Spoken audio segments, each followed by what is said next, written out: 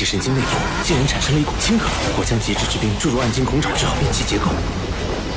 冰极神经之所以被称之为冰皇之怒，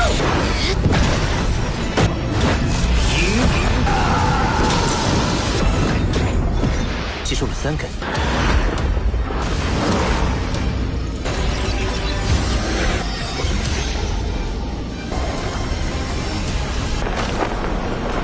多谢照顾。别，那是你刚神，别的选手怕你，我可不怕。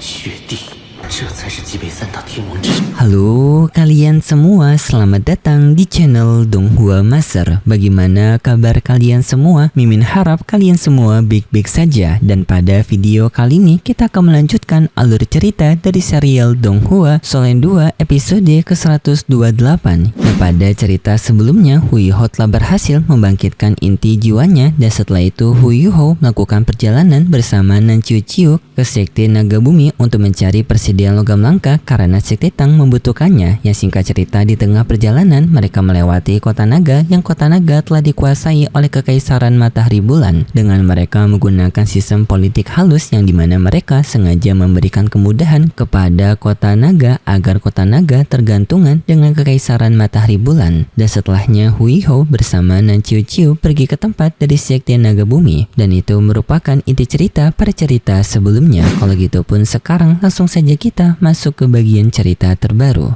Cerita ini berlanjut dengan diperlihatkan Huiho bersama dengan Nanchiu Chiu yang memasuki Sekte Naga Bumi. Yang di sana Nanchiu Chiu dibuat kaget karena ternyata Huiho telah menghabisi banyak anggota dari Sekte Gunung Piton yang berada di dalam gerbang sendirian. Nanchiu Chiu penasaran dengan kekuatan Huiho sekarang. Huiho menjawab kalau ia telah berada di level 76, yang hal itu membuat Nanchiu Chiu semakin kaget, padahal sebelumnya waktu berada di kompetisi kontinental Huiho masih merupakan master jiwa bercincin 5, tetapi sekarang Huiho telah berada di level 76.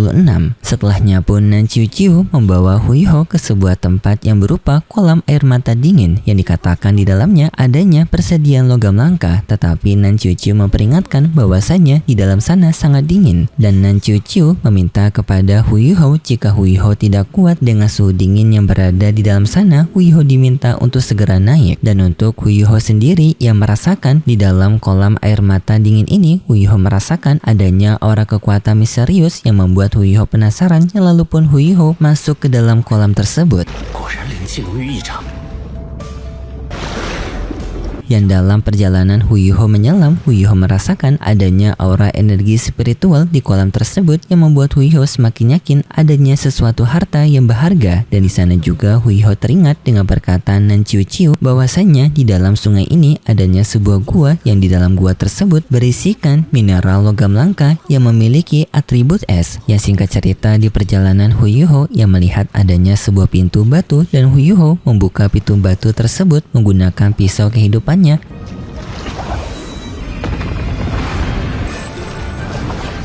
Yang pintu itu terbuka dan Huiho masuk ke dalam pintu tersebut. Dan untuk Nanchiu Chiu, ia sangat berharap kepada Huiho untuk berhasil melakukan penambangan ini. Huiho yang telah memasuki pintu gua sebelumnya, sekarang Huiho berada di sebuah gua yang sangat dingin. Bahkan dengan Huiho yang merupakan pengguna Ultimate S, ia masih merasakan rasa dingin yang menandakan suhu di dalam gua ini yang memang sangat ekstrim.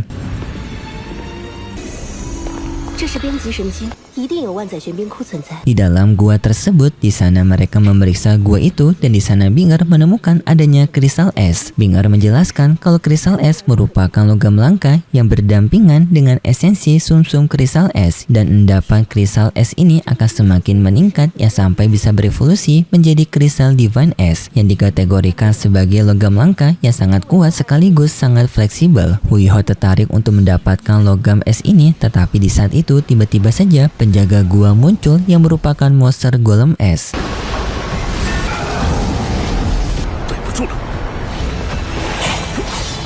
Huiho melawan monster golem itu, tetapi serangannya tidak mempan karena pertahanan dari monster golem itu yang sangat kuat. Bingar menyuruh kepada Huiho untuk menggunakan Ultimate S-nya karena Ultimate S akan bisa untuk mengontrol logam es Divine ini. Huiho menerima hal tersebut yang menggunakan Ultimate S-nya.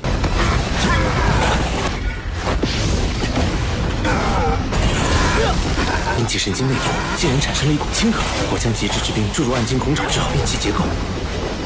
冰极神经之所以被称之为 Yang benar saja setelah menggunakan Ultimate S melepaskan serangan yang membuat monster golem itu tergoyahkan. Dan Huyuho pada akhirnya bisa menjatuhkan monster golem S itu, tetapi Binger memperingatkan kalau logam S Divine ini memiliki kekuatan roh yang membuatnya seperti memiliki kesadaran diri yang setelahnya monster golem itu kembali bangkit. Dan Huyuho pun meminta bantuan kepada 4 makhluk roh S-nya yang di sana pun mereka semua bekerja sama melawan monster golem itu yang pada akhirnya mereka bisa menjatuhkan monster golem itu. 冰皇之怒。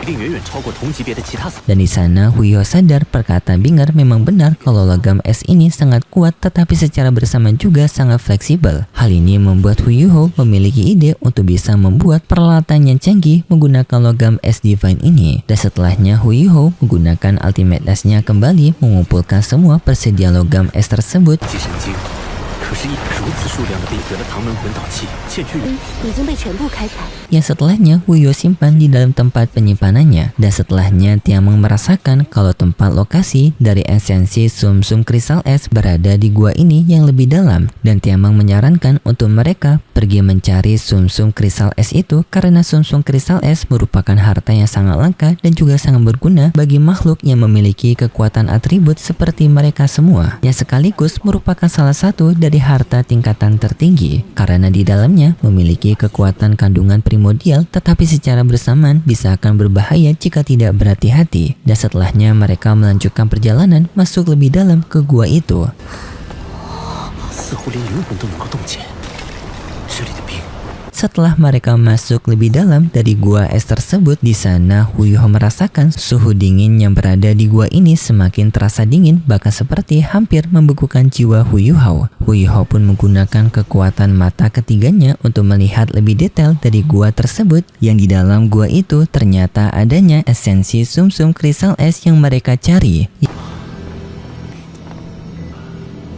无法内敛这里的寒意。 Yaitu sebuah kristal besar yang berbentuk pilar. Huyuho mencoba untuk memeriksa pilar es itu, tetapi Huyuho tidak bisa memeriksanya karena ia tidak bisa menyerap pilar es itu. Binger menjelaskan mungkin hal ini karena pada ruangan ini yang sangat minim sekali udara. Yang alasan ini karena di tempat ini yang sangat dingin dan mengendap sampai ribuan tahun membuat tempat tersebut semakin dingin yang mengakibatkan semakin menyusutnya udara. Apalagi pada gua es ini memiliki suhu yang hampir nol mutlak. Yang alasan itu juga membuat pilar kristal es ataupun esensi sumsum kristal es bisa muncul di tempat ini. Dan di sini Binger menyarankan kepada Huyuho untuk menunggu sementara waktu yang dimana Binger, Tiameng dan juga Putri Salju serta Star Anis akan melakukan penyerapan duluan pada pilar kristal es ini. Yang jika mereka bisa mengurangi pilar es ini maka nantinya udara akan bisa semakin kuat dan pada saat itulah Huyuho akan mampu untuk bisa menyerap esensi sumsum kristal es juga. Tetapi di sini Tiameng menuduh kalau Binger berniat untuk menggunakan sumsum kristal es agar dirinya bisa untuk memiliki tubuhnya sendiri dan akan berencana berpisah dengan Huyuho. Binger tidak membenarkan hal tersebut, yang dimana alasan dirinya untuk melakukan penyerapan pilar kristal es ini adalah untuk peningkatan Huyuho juga. Dan untuk pada bagian ini penjelasannya cukup ribet, tetapi Mimin ringkaskan saja seperti ini. Jadi pada saat ini sekarang Huyuho telah memiliki inti jiwa yang padahal masih berada di ranah Sageroh, dan untuk nantinya Huyuho membentuk inti jiwa keduanya itu akan lebih sulit. Dan di sini Binger dengan kemampuan dominasi esnya akan membantu Huyuho untuk membentuk inti jiwa kedua dengan penyerapan dari energi alam, yang dimana hal itu akan bisa terjadi setelah dirinya melakukan peningkatan dengan esensi dari sumsum es ini. Dan juga Binger menjelaskan kalau dirinya tidak berniat untuk berpisah dengan Huyuho karena Tiameng yang bersama Huyuho. Dan di sini Binger ia telah setuju untuk mau hidup bersama dengan Tiameng. Jadi untuk apa dirinya berpisah jika Tiameng tidak bisa ikut bersama dengan Binger? Hal itu membuat Tiameng senang karena Binger yang mengungkapkan ingin hidup bersamanya, dan Tiameng ingin mendengar kembali perkataan tersebut dan menyuruh kepada Binger untuk mengulangi perkataan itu. Tetapi Binger marah kepada Tiameng dan mengancam Tiameng kalau ia akan memukul Tiameng. Hal itu seketika membuat Tiameng ketakutan, dan setelahnya pun Binger kembali menjelaskan kepada Huyuho yang dimana mana para roh esnya Huyuho akan melakukan penyerapan duluan kepada kristal sumsum es ini yang setelahnya baru Huyuho, tetapi Bing juga menekankan kalau Huyuho tidak bisa melakukan penyerapan dengan jumlah yang banyak karena kemampuan Huyuho yang tidak akan sanggup. Jika Huyuho terlalu banyak menyerap sumsum es ini, maka Huyuho akan tertidur dan bahkan seperti tidurnya Tiameng yang sangat lama, dan dikhawatirkan jika Huyuho tidur selama itu, maka situasi konflik sekarang Huyuho tidak akan bisa membantunya. Huyuho setuju dengan perkataan Bing. Setelahnya pun Bing melakukan penyerapan, yang di sana Bing bisa melakukan penyerapan sampai 8 kristal sumsum. 为身躯的全新生命体，冰帝吸收了，天梦阁吸收了3根。 Dan setelahnya Tiameng ia menyerap 3 kristal sumsum. Dan setelahnya Sar Anis melakukan penyerapan, dan selanjutnya Putri Salju. Yang dalam penyerapan ini Huyuho dibuat kaget dengan kemampuan penyerapan dari Putri Salju yang sangat cepat daripada lainnya. Bahkan Putri Salju sampai mampu untuk menyerap 13 kristal sumsum yang membuat Putri Salju menjadi roh es yang paling menyerap banyak dari sumsum kristal es ini.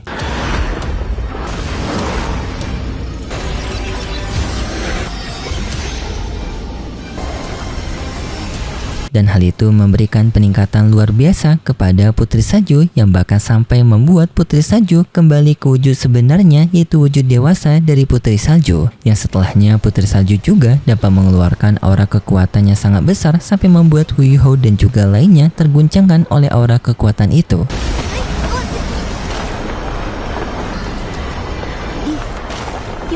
Di sana Bing menyadari kalau Putri Salju tidak hanya mendapatkan kekuatan yang besar, tetapi Putri Salju juga mendapatkan ingatannya kembali yang kita sebut kembali sebagai Ratu Salju. Di sana Ratu Salju berterima kasih kepada Huyuho dengan menyebut Huyuho sebagai sebutan ayah karena Huyuho yang telah merawat dirinya dari kecil, sekaligus Huyuho juga yang mengandung Putri Salju waktu itu.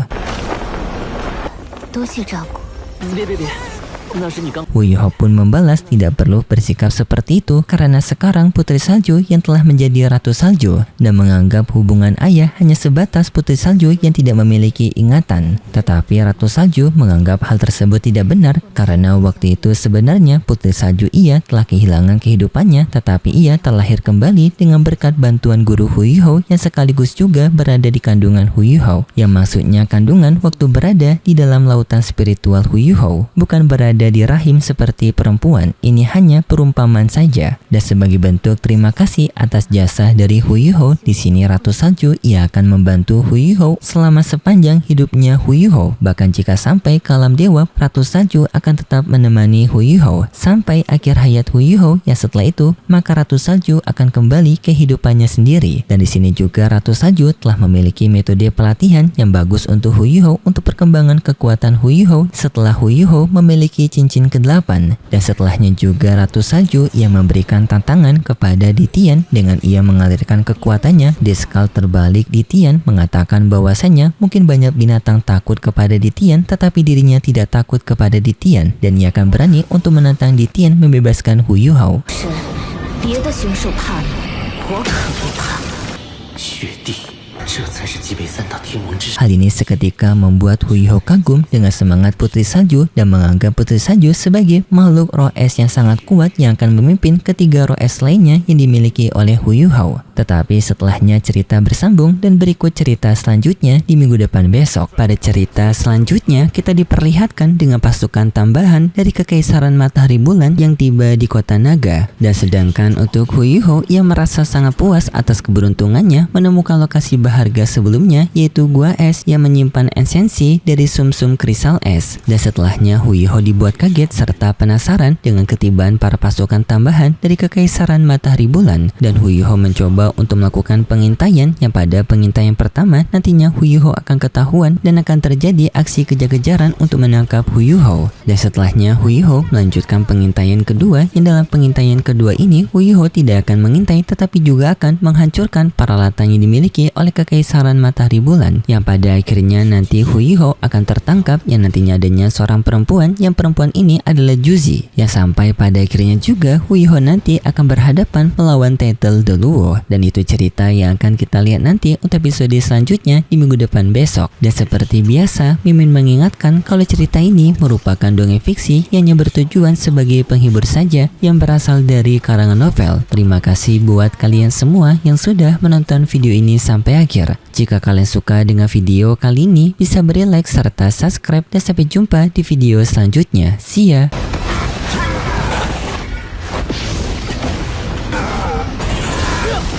冰气神经内部竟然产生了一股氢可，我将极致之冰注入暗金孔爪，只好变其结构。冰极神经之所以被称之为冰皇之怒，